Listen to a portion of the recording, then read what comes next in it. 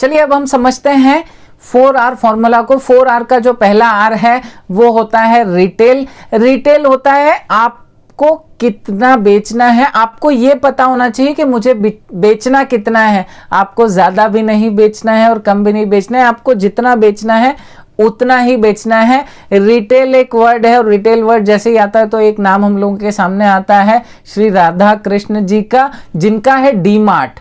D mart के एक example से समझते हैं कि वो इसे कैसे मैनेज करते हैं। उन्हें हर चीज पता होती है कि डी मार्ट में किस दिन किस समय कितना माल बिकने वाला है और कितना माल उन्हें बेचना है और कौन सा माल उन्हें बेचना है। प्रोडक्ट की पोजीशनिंग इस तरीके से की जाती है कि जो माल उन्हें बेचना होता है वो उस दिन में बिक ही जाता है।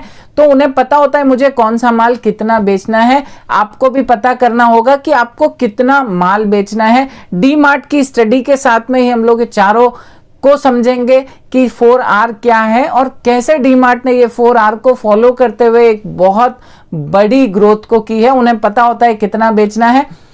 दूसरा R होता है रिटेन। रिटेन होता है पर सेल पे आपको कितना कमाना है। आपको यह भी पता होना बहुत ज्यादा जरूरी है कि आपको एक सेल पे कमाना कितना है। अब रिटेन आपने किया कितना, उसका एक सिंपल सा फॉर्मूला होता है sale revenue minus expense equals to profit. आपको ये देखना होता है कि मेरा सेल्स कितने का हो रहा है, उसमें से मेरे एक्सपेंसेस कितने हैं और फिर मेरी प्रॉफिटेबिलिटी कितनी है।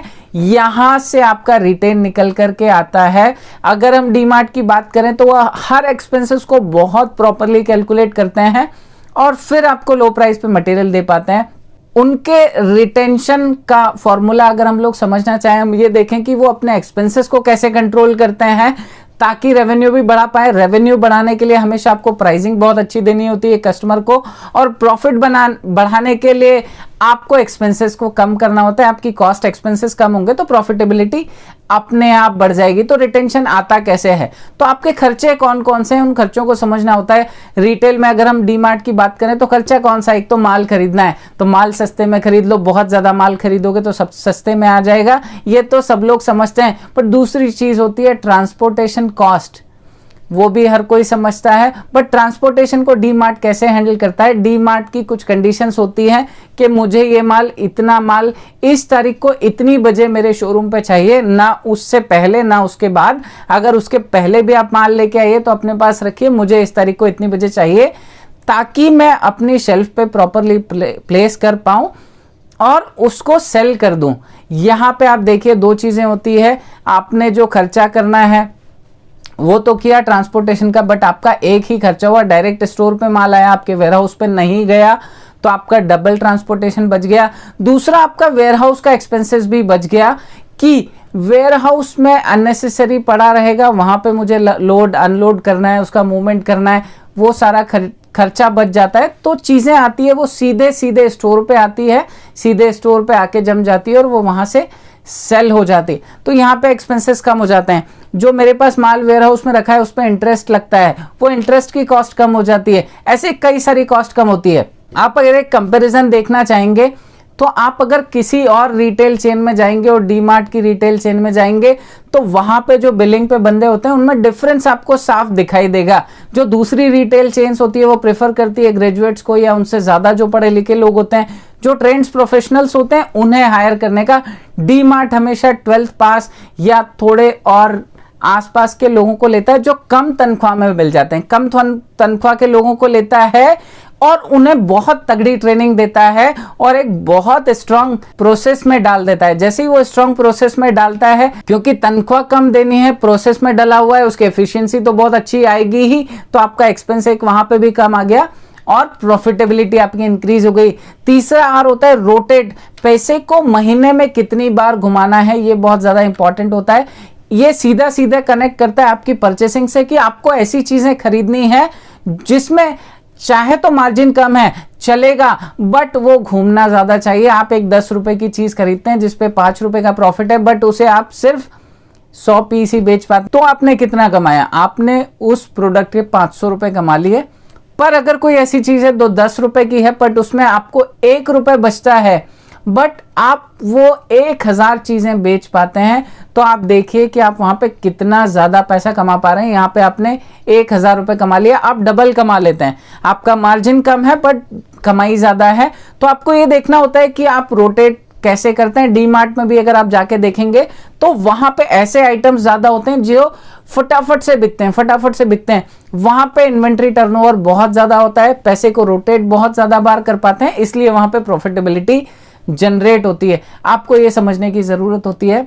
चौथा आर, फॉर्मूला का जो चौथा आर है वो है रिड्यूस। की आप रिड्यूस कैसे कर सकते हैं, खर्चों को कितना कम करना है, ये समझना आपके लिए बहुत ज्यादा जरूरी है। ये एक बहुत इंपॉर्टेंट फैक्टर होता है प्रॉफिटेबिलिटी के लिए। इसके लिए आप सिंपली एक काम कीजिए, एक पेपर पेन उठा लीजिए या एक एक्सेल शीट ओपन कर लीजिए, उसमें लिखना चालू कर दीजिए कि आपके एक्सपेंसेस कौन कौन से हैं।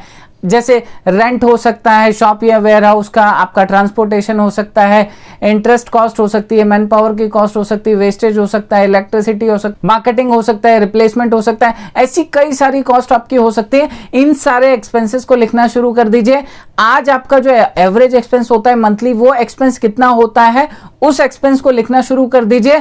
फिर आप बैठ के ब्रेनस्टॉर्मिंग कीजिए अपनी टीम के साथ। आप अपना दिमाग लगाइए, आप अकेले भी हैं तो दिमाग लगाइए, कुछ रिसर्च कीजिए कि कैसे मैं इन चीजों को कम कर सकता हूं, कैसे मैं इस चीजों को कम करते जाऊंगा और अपनी प्रॉफिटेबिलिटी को इंक्रीज कर पाऊंगा। अगर मैं आपको बताऊं कि कैसे इसको कम किया जाता है, खर्चों को कम करने के लिए किस हद तक जाना होता है, ये आपको सीखना होगा डीमार्ट से। अगेन एक और डीमार्ट का एग्जांपल लेता हूं, इंटरेस्ट कॉस्ट। रिटेल मार्केट में जहां पे भी बहुत बड़ा कैपिटल का बिजनेस होता है, वहां पे सबसे बड़ी कॉस्ट होती है इंटरेस्ट की कॉस्ट। इंटरेस्ट की कॉस्ट को डीमार्ट ने कैसे कंट्रोल किया, डीमार्ट के पास एक शॉप में 10 लाख रुपए इकट्ठा होता है।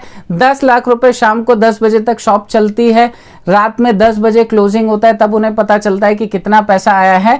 10 बजे पैसा आ जाता है बट अगले दिन सुबह जाके वो बैंक में जमा होता है, एक दिन का ब्याज नहीं मिल पाता। और ये पैसा क्योंकि ओडी से उठाया जाता है तो एक दिन का ब्याज लग जाता है, जो कि बहुत बड़ा होता है। आप सोचिए 10 लाख रुपए एक शॉप से, और ऐसी 100 शॉप्स हैं तो कितना बड़ा अमाउंट होता है। और उसका अगर एक परसेंटेज आपको कुछ लगता है एक दिन का, तो परसेंटेज कितना बड़ा होगा। उसे कम करने के लिए क्या किया, उसे कम करने के लिए डीमार्ट के चेयरमैन ने सारे बैंक्स को बोला, चलो भाई आ जाओ मीटिंग करो, बताओ ये मेरा पैसा कैसे बचाओगे, क्या कर सकते हो। मेरी दुकान 10 बजे बंद होती है, मेरे को काउंटिंग करने में 11 बज जाता है। 11 बजे मैं आपको पैसा दूंगा, मुझे आज की डेट में अपने बैंक में चाहिए, मुझे आज का ब्याज आपको नहीं देना है। अब बताओ आप क्या करोगे। कई सारी बैंक से मीटिंग करी, back to back back to back back to back back to back. एक बैंक ने बोला ठीक है सर, हम एक काम करते हैं, आपकी एक शॉप पे हम लोग मशीन लगा देते हैं, उस एरिया की जितनी भी शॉप है वहां का आप कैश कलेक्ट करके लाइए, इस मशीन में डाल लीजिए। ये मशीन आपकी शॉप पे ही रखी हुई है, जैसे ही आप काउंट करके इस मशीन में पैसा डालेंगे आपके अकाउंट में रिफ्लेक्ट हो जाएगा। और उन्होंने यही किया, उनकी एक शॉप में मशीन लगाई, उनके आसपास की 10 दुकानों का पैसा आता था, एक शॉप में आके 11 साढ़े 11 बजे तक डिपॉजिट हो जाता है और वो बैंक में चले जाता है उसी दिन, एक दिन का ब्याज। इस हद तक आपको जाना होता है अपनी कॉस्टिंग को बचाने के लिए, तब आप डीमार्ट जैसा एक प्रॉफिटेबल वेंचर खड़ा कर सकते हैं। ये थे 4 आर जिन्हें आपने समझा, रिटेल, रिटेन, रोटेट और रिड्यूस। ये चारों आर को अगर आप अपने बिजनेस में लेके आ गए तो आप एक बहुत अच्छी प्रॉफिटेबिलिटी लेकर के आ पाएंगे अपने बिजनेस में। लाइक, सब्सक्राइब और शेयर जरूर करें और बेल आइकन दबाना ना भूलें।